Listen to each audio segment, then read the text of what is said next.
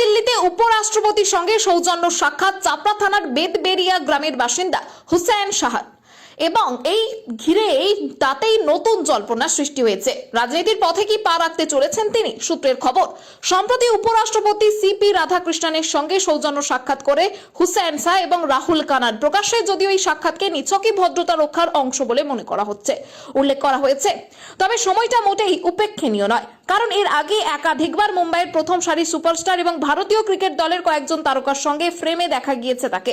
সেই সব সাক্ষাৎ ঘিরেও তখন কম জল্পনা হয়নি।